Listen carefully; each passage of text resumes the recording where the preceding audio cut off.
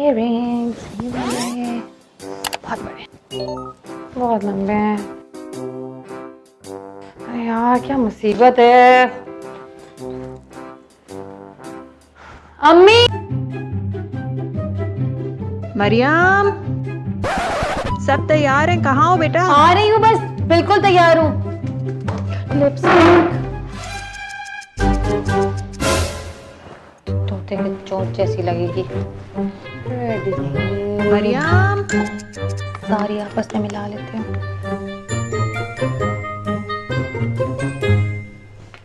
Hair style की बारी। YouTube पे देखती हूँ।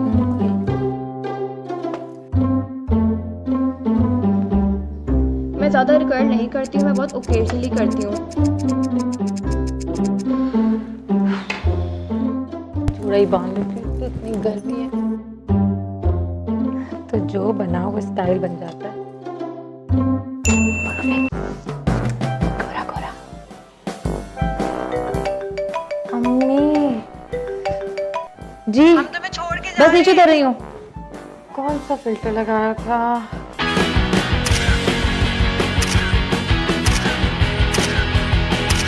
क्योंकि 2 मिनट कभी 2 मिनट नहीं होते, फिर भी पूछना है कितनी देर।